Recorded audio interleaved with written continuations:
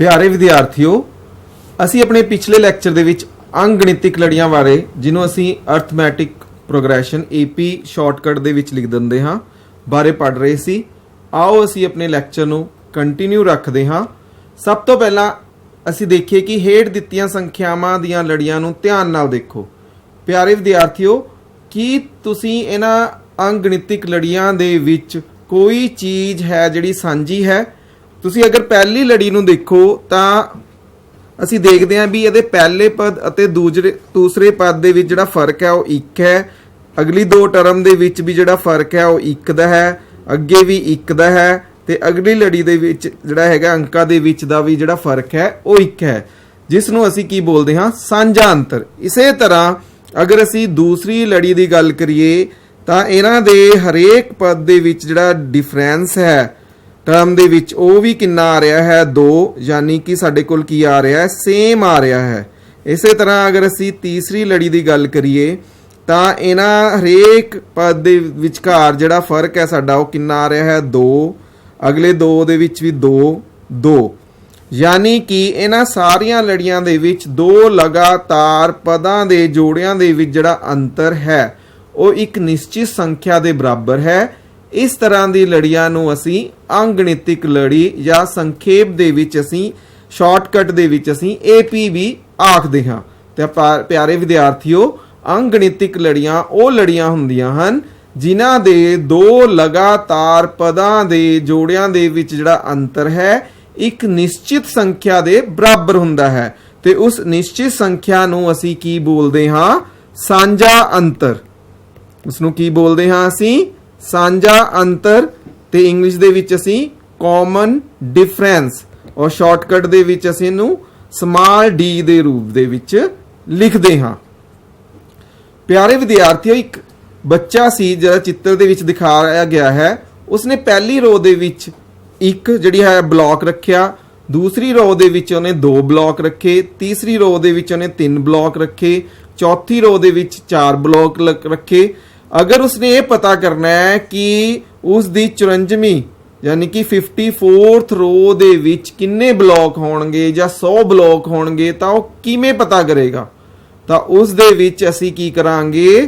ਕਿਸੇ ਵੀ AP ਦਾ ਜਿਹੜਾ ਅਸੀਂ ਇੱਕ ਫਾਰਮੂਲਾ ਹੈ ਜਿਸ ਨੂੰ ਅਸੀਂ ਆਮ ਪਦ ਬੋਲਦੇ ਹਾਂ, ਜਨਰਲ ਟਰਮ ਬੋਲਦੇ ਹਾਂ, ਉਹ ਯੂਜ਼ ਕਰਦੇ ਹਾਂ। ਹੁਣ ਉਸ ਨੂੰ ਅਸੀਂ ਕਿਵੇਂ ਫਾਈਂਡ ਆਊਟ ਕਰਦੇ ਹਾਂ? ਆਓ ਅਸੀਂ ਅੰਗਗਣਿਤਿਕ ਲੜੀ ਦੇ 90ਵੇਂ ਪਦ ਦੇ ਬਾਰੇ ਪਤਾ ਕਰੀਏ।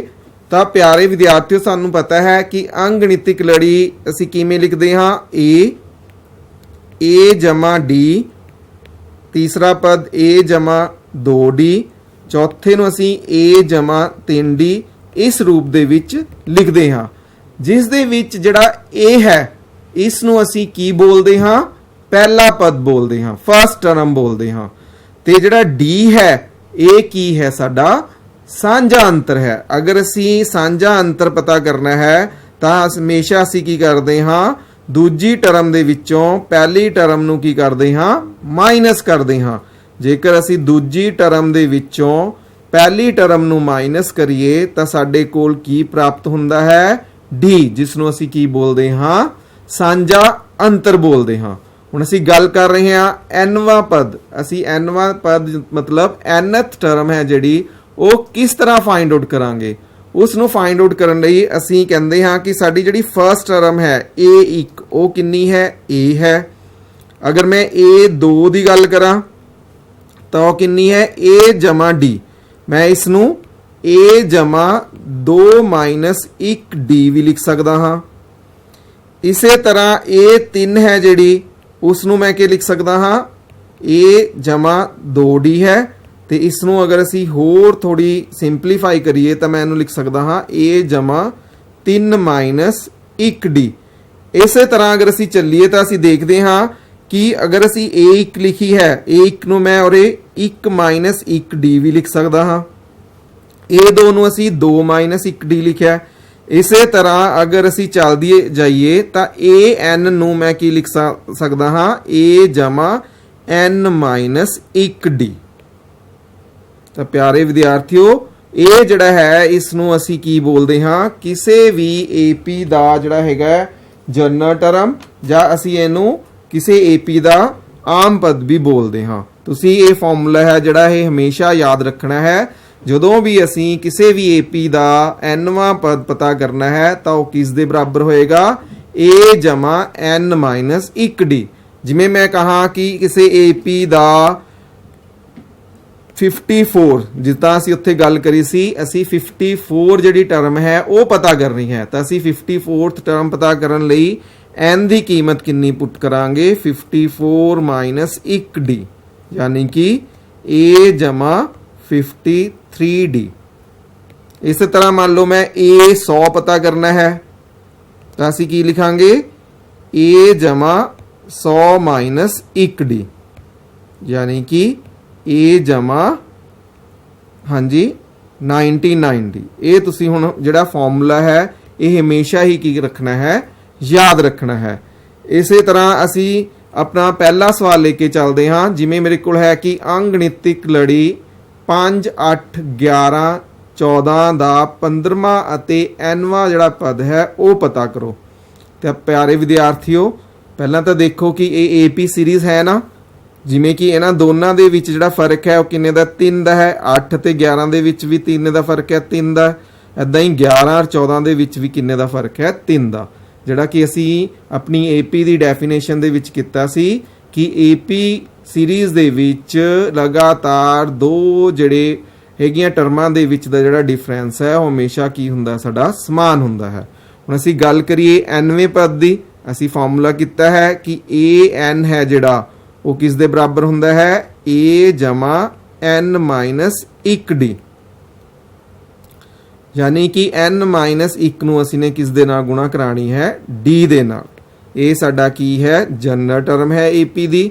ਹੁਣ ਅਸੀਂ ਗੱਲ ਕਰੀਏ ਇਹਦੇ ਵਿੱਚ ਸਾਡਾ a ਕਿੰਨਾ ਹੈ, 5, d ਸਾਡੇ ਕੋਲ a2 ਮਾਈਨਸ a1 ਹੁੰਦਾ ਹੈ, यानी कि 8 ਮਾਈਨਸ 5, यानी कि ਸਾਡੇ ਕੋਲ d ਜਿਹੜਾ ਹੈ ਉਹ ਕਿੰਨਾ ਆ ਗਿਆ, 3।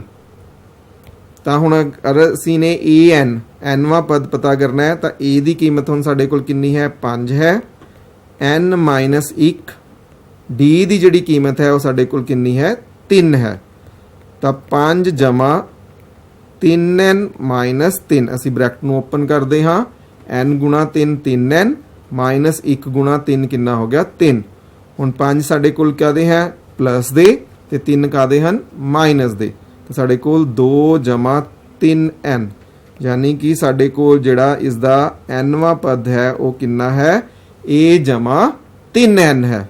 ਇਸੇ ਤਰ੍ਹਾਂ ਅਗਰ ਅਸੀਂ a15 ਦੀ ਗੱਲ ਕਰੀਏ ਤਾਂ ਅਸੀਂ ਕੀ ਕਰਦੇ ਹਾਂ, n ਦੀ ਕੀਮਤ ਔਰ ਇਹ 15 ਪੁੱਟ ਕਰ ਦਿੰਦੇ ਹਾਂ।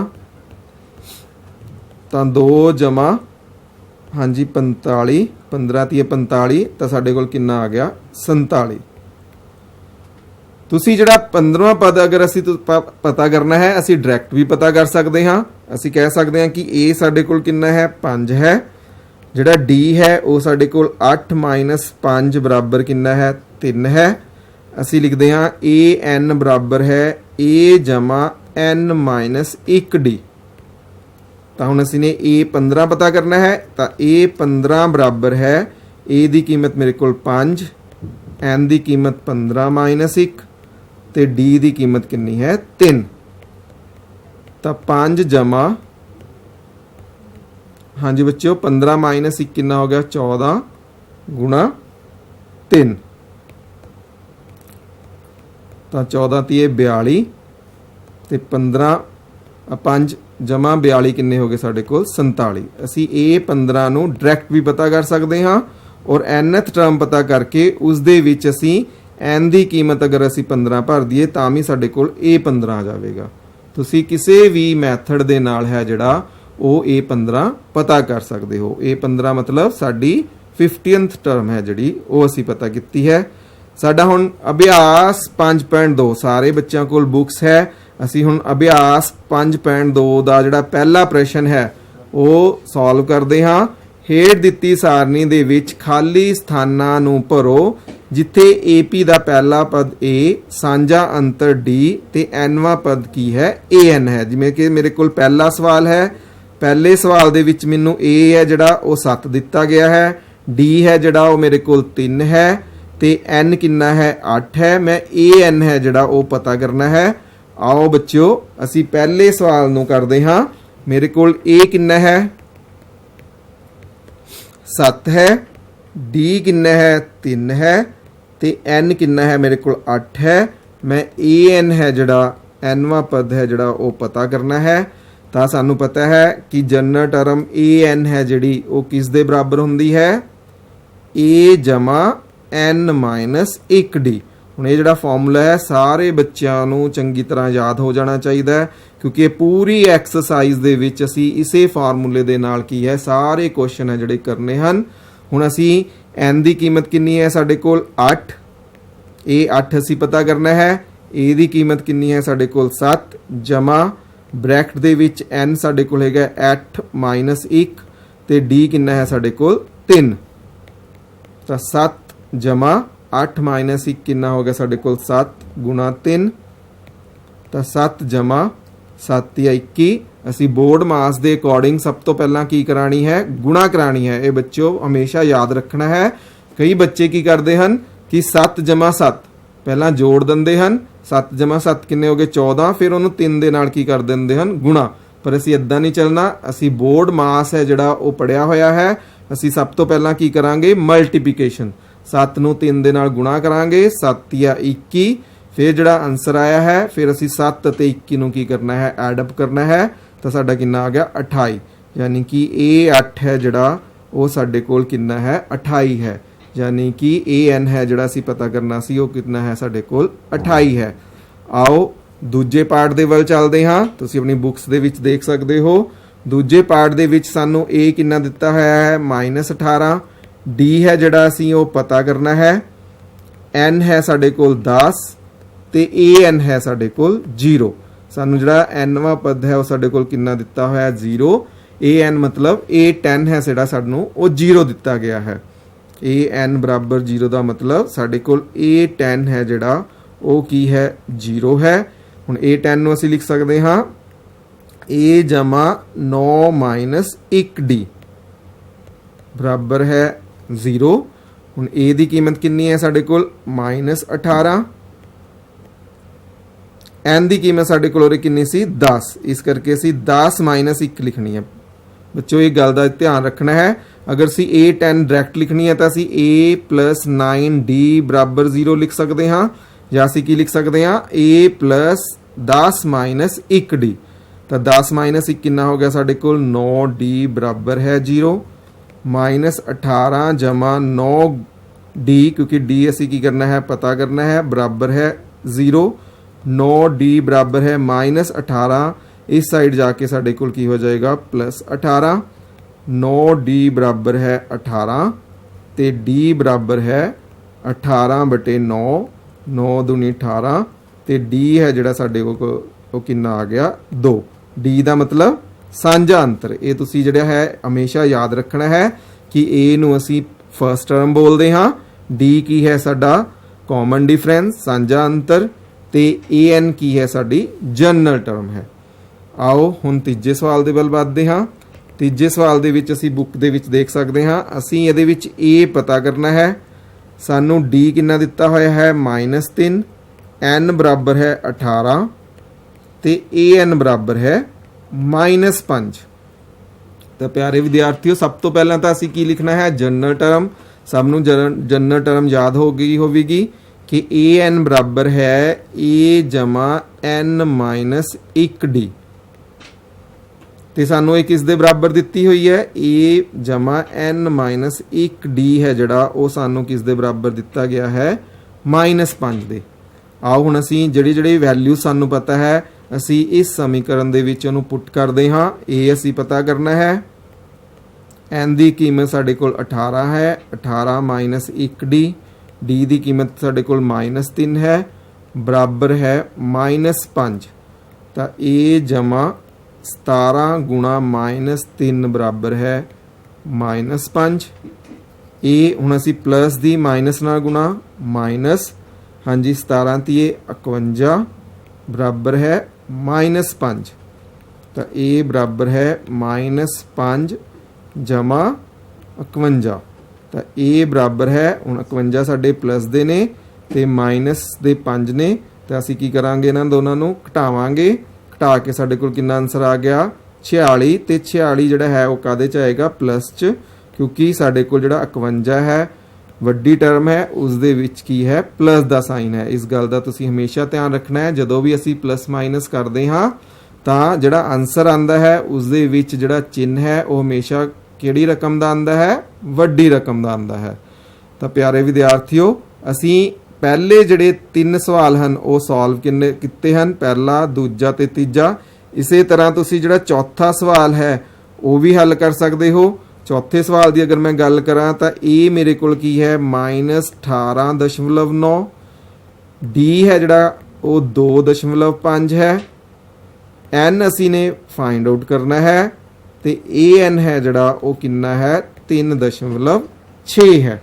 ਤਾਂ ਇਸ ਦੇ ਵਿੱਚ ਵੀ ਅਗਰ ਅਸੀਂ ਦੇਖੀਏ ਕਿ an ਕੀ ਹੁੰਦਾ ਹੈ a ਜਮਾ n ਮਾਈਨਸ 1d ਬਰਾਬਰ ਹੈ 3.6। ਹੁਣ a ਦੀ ਕੀਮਤ -18.9,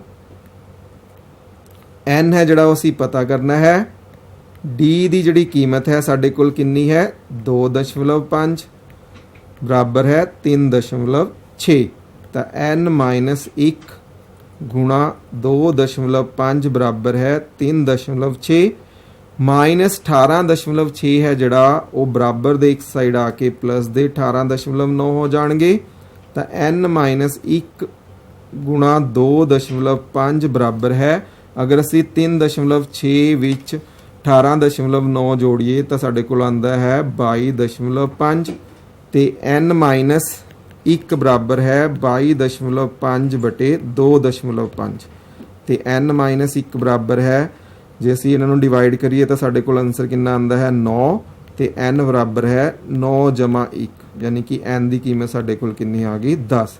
ਤਾਂ ਪਿਆਰੇ ਵਿਦਿਆਰਥੀਓ, ਜਦੋਂ ਵੀ ਤੁਹਾਨੂੰ ਇਸ ਤਰ੍ਹਾਂ ਦਾ ਕੋਈ ਵੀ ਸਵਾਲ ਆਉਂਦਾ ਹੈ ਤੁਸੀਂ ਘਬਰਾਣਾ ਨਹੀਂ, ਤੁਸੀਂ ਹਮੇਸ਼ਾ ਕੀ ਕਰਨਾ ਹੈ ਆਪਣਾ ਜਿਹੜਾ ਜਨਰਲ ਟਰਮ ਹੈ an ਬਰਾਬਰ a ਜਮਾ n ਮਾਈਨਸ 1d, ਇਹ ਜਿਹੜਾ ਫਾਰਮੂਲਾ ਹੈ ਇਹ ਯਾਦ ਰੱਖਣਾ ਹੈ। ਤੁਸੀਂ ਇਹ ਫਾਰਮੂਲੇ ਨੂੰ ਲਿਖ ਲੈਣਾ ਹੈ। ਤੁਸੀਂ ਇਹ ਦੇਖਣਾ ਹੈ ਕਿ ਇਹਦੇ ਵਿੱਚ ਸਾਨੂੰ ਕਿਹੜੀ ਕਿਹੜੀ ਕੀਮਤ ਦਿੱਤੀ ਗਈ ਹੈ। ਜਿਵੇਂ ਮੈਂ ਪਹਿਲੇ ਸਵਾਲ ਦੀ ਗੱਲ ਕਰੀ ਸੀ, ਪਹਿਲੇ ਸਵਾਲ ਦੇ ਵਿੱਚ ਸਾਨੂੰ a ਦਿੱਤਾ ਗਿਆ ਸੀ, d ਦਿੱਤਾ ਗਿਆ ਸੀ, n ਦਿੱਤਾ ਗਿਆ ਸੀ। ਅਸੀਂ ਕੀ ਕਰਨਾ ਹੈ ਆਪਣਾ ਜਿਹੜਾ RHS ਹੈ ਉਸ ਦੇ ਵਿੱਚ ਜਿਹੜੀ ਵੈਲਿਊ ਦਿੱਤੀ ਹੋਈ ਹੈ ਉਹ ਅਸੀਂ ਪੁੱਟ ਕੀਤੀ ਤਾਂ ਸਾਡੇ ਕੋਲ an ਦੀ ਜਿਹੜੀ ਕੀਮਤ ਹੈ ਉਹ ਆ ਗਈ। ਇੱਦਾਂ ਹੀ ਅਸੀਂ ਦੂਜਾ ਜਦੋਂ ਸਵਾਲ ਕੀਤਾ ਉਸ ਦੇ ਵਿੱਚ ਅਸੀਂ d ਪਤਾ ਕਰਨਾ ਸੀ, ਤਾਂ ਉਹਦੇ ਵਿੱਚ ਅਸੀਂ ਕੀ ਕੀਤਾ ਫਿਰ ਆਪਣਾ ਜਿਹੜੀ ਜਨਰਲ ਟਰਮ ਹੈ ਉਹ ਲਿਖੀ ਤੇ ਉਸ ਦੇ ਵਿੱਚੋਂ ਅਸੀਂ ਕੀ ਕੀਤਾ d ਫਾਈਂਡ ਆਊਟ ਕਰ ਲਿਆ। ਤਾਂ ਤੁਸੀਂ ਹਮੇਸ਼ਾ ਇਹ ਯਾਦ ਰੱਖਣਾ ਜਦੋਂ ਵੀ ਇਸ ਤਰ੍ਹਾਂ ਦੇ ਸਵਾਲ ਆਉਂਦੇ ਹਨ ਤੁਸੀਂ ਘਬਰਾਣਾ ਨਹੀਂ ਹੈ, ਤੁਸੀਂ ਆਪਣੀ ਜਨਰਲ ਟਰਮ ਹੈ ਜਿਹੜੀ ਉਹ ਲਿਖ ਕੇ ਸਵਾਲ ਨੂੰ ਜਿਹੜਾ ਹੈਗਾ ਹੱਲ ਕਰਨਾ ਸ਼ੁਰੂ ਕਰ ਦੇਣਾ ਹੈ। ਆਓ ਅਸੀਂ ਆਪਣੇ ਅਗਲੇ ਸਵਾਲ ਦੇ ਵੱਲ ਚੱਲਦੇ ਹਾਂ। ਜਿਵੇਂ ਮੇਰਾ ਦੂਜਾ ਸਵਾਲ ਹੈ, ਹੇਠ ਦਿੱਤਿਆਂ ਵਿੱਚੋਂ ਸਹੀ ਉੱਤਰ ਚੁਣੋ ਤੇ ਉਸ ਦਾ ਕਾਰਨ ਵੀ ਦੱਸੋ।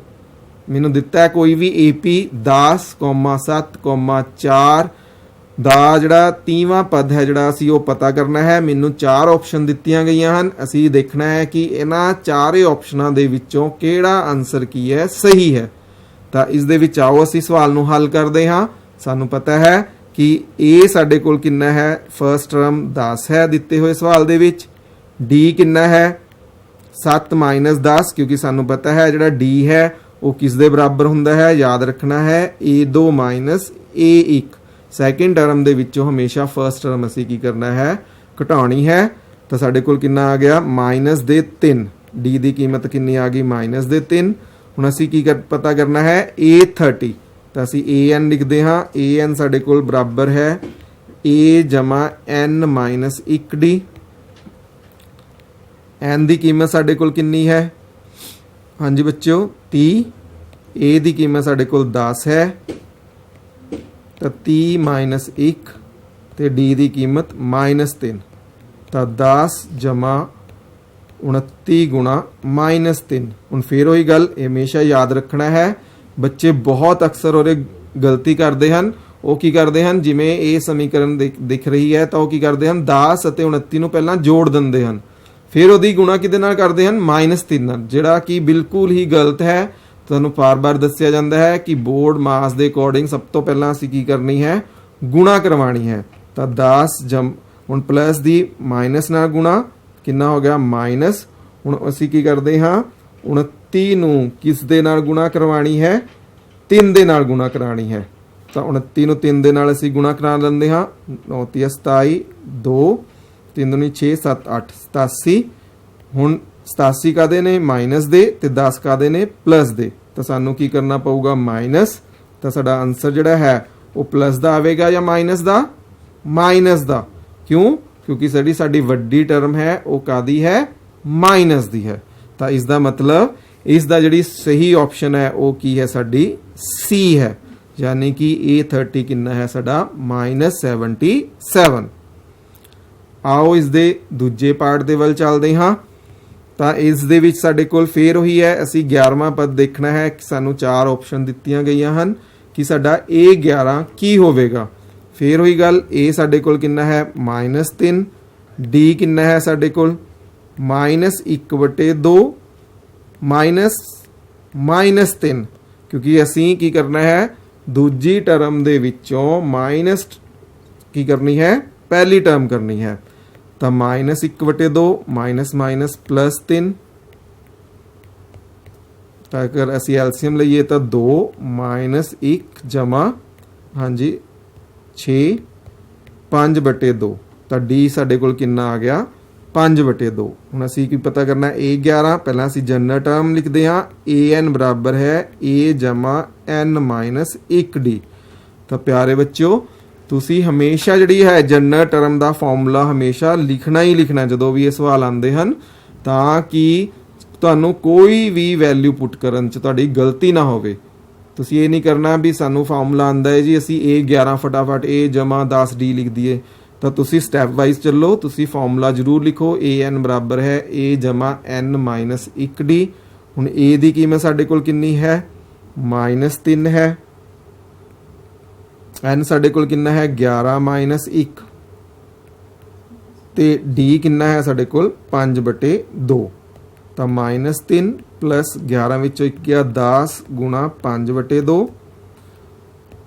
हुण असीं कटिंग कर लेंदे हाँ 2 एकम 2 5 दूनी 10। तो -3 जमा 25। हुण 25 कादे हन प्लस दे 3 कादे हन माइनस दे। तो असीं घटावांगे तो चिन्ह है जिहड़ा हमेशा वड्डी रकम का। तो साडे कोल वड्डी रकम की है 25 जिस दे मुरे की है प्लस है। तो साडा जिहड़ा A11 है वो कितना आ रहा है 22। तो अगर असी देखिए तो साड़ी केड़ी ऑप्शन है सैकेंड ऑप्शन है।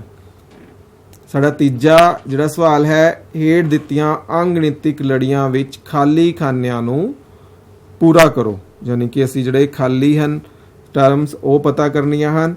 सानू पता है जदों असी AP की गल करते हाँ तो ए की है साडी फर्स्ट टर्म ए की है साडी सैकेंड टर्म जिसनों असी A + D लिखते हाँ। ये साडी की है थर्ड टर्म A + 2D। जैसे कह सकते हैं कि ये A1 है ये A2 है तो A3 है। सानू पता है जिहड़ी साडी फर्स्ट टर्म है वो कितनी है 2 है तो साडे कोल A3 कितना है 26 है। हुण असी A3 का फॉर्मूला लिखते हाँ A3 साडे कोल की होएगा A जमा 3 - 1D बराबर है 26। हुण A की कीमत असी 2 पुट कर देंगे हाँ 2 + 2D बराबर है 26। 2D बराबर है 26 - 2 तो 2D बराबर है 24 तो D बराबर है 24/2 यानी कि 12। हुण D साडे कोल 12 आ गया। हुण साडे कोल जिहड़ा वेकेंट हैगा वो साडे कोल A2 है। असी A2 पता करना है। सारिਆਂ ਨੂੰ पता है A2 किस दे बराबर हुंदा है A जमा 2 - 1D दे यानी कि A जमा D। असी A की कीमत पुट कर देंगे हाँ 2 D असी फाइंड आउट किया है कितना है 12। तो 2 जमा 12 कितना हो गया साडे कोल 14 यानी कि A2 की जिहड़ी कीमत है साडे कोल कितनी है 14 है। यानी कि इस खाली खाने दे विच साडे कोल कितना आवेगा 14 आवेगा। इसका दूजा सवाल है इस दे विच सानू 2 जिहड़ियां टर्म्स हैं वो मिसिंग हैं। साडे कोल फर्स्ट टर्म भी मिसिंग है साडे कोल सैकेंड टर्म है जिहड़ी वो 13 है थर्ड टर्म भी मिसिंग है तो A4 है जिहड़ी वो साडे कोल 3 है। असी लिख लेंदे हाँ कि A2 बराबर है 13 तो A4 बराबर है 3। ਹੁਣ ਸਾਨੂੰ पता है A2 है जिहड़ी साडे कोल वो की होएगी A जमा 2 माइनस 1D यानी कि A जमा D बराबर है 13। इदां ही A4 है जिहड़ी साडे कोल की होएगी A जमा 3D बराबर है 13। तो असीं हुण चेंज करते हाँ माइनस माइनस ते माइनस ए नाल ए साडा कट हो गया। हुण 3D काहदे हन माइनस दे ते D काहदे हन प्लस दे। तो साडे कोल कितना आ गया माइनस दे 2D बराबर है। हुण साडे कोल जिहड़ा A4 सी वो किस दे बराबर सी 3 दे। तो 13 माइनस 3 साडे कोल कितना आ गया 10। तो D बराबर है 10 बटे माइनस 2 बराबर है माइनस 5 यानी कि D की कीमत है साडे कोल कितनी आ गई माइनस 5 आ गई। हुण असीं की फाइंड आउट करना है इस दे विच पहलां तां ए पता करन लई असीं की करांगे अपनी जिहड़ी फर्स्ट टर्म है जिहड़े एक्स समीकरण बनाई है उस दे विच असीं D की कीमत माइनस 5 पुट कर दिंदे हाँ। A माइनस 5 बराबर है 13। तो A बराबर है 13 जमा 5 यानी कि A बराबर है साडे कोल 18 यानी साडे कोल पहले खाने दे विच की आ गया 18। जे असीं A3 की गल करिए A3 की होएगा A जमा 2D A की कीमत कितनी है साडे कोल 18 असीं फाइंड आउट करिए 2 गुणा D की कीमत कितनी है साडे कोल माइनस 5। तो 18 माइनस 10 बराबर है 8। इसका मतलब साडे जिहड़ा A3 है दूजे खाने दे विच साडे कोल कितना आंसर आएगा 8 आंसर आएगा। इदां ही साडा तीजा प्रश्न है इस दे विच A सानू दिता होया है 5 असी A2 A3 पता करना है तो A4 साडे कोल कितना है 9 सही 1/2। तो A4 का मतलब A जमा 3D। इस साइड अगर असी देखिए तो इनू अगर असी फ्रैक्शन चेंज करिए तो 9 दूनी 18 और 1 19/2 असी A की कीमत 5 फुट कर देंगे हाँ। तो 3D बराबर है 19/2 माइनस 5। एलसीएम अगर असी लईए तो 19 माइनस 10/2। तो D बराबर है साडे कोल 9/2 गुणा 3। तो D की जिहड़ी कीमत है साडे कोल कितनी आ गई 3/2। तो प्यारे विद्यार्थियों इस तो बाद तुसीं A2 तुहानूं पता ही है A जमा D हुंदा है तो A3 की है A जमा 2D। ये पुट करके तुसीं फाइंड आउट करना है। इसे तरह जिहड़ा चौथा प्रश्न है ये हुण तुसीं आप करना है। इस दे विच A तुहाडे कोल -4 है तो A2 A3 A4 असीं पता करना है 5 भी पता करना है तो A6 कितना है साडे कोल 6। ये तुहाडा घर दा होमवर्क है। तो प्यारे विद्यार्थियों मैनूं आस है कि अज असीं जिहड़े अभ्यास 5.2 दे जिन्ने भी क्वेश्चनस किते हैं तुहानूं समझ आए होणगे। तो तुसीं घर बैठ के इन्हां नूं चंगी तरह की है प्रैक्टिस करनी है। नैक्सट लैक्चर दे विच असीं बाकी जिहड़े सवाल हन वो करांगे। धन्नवाद।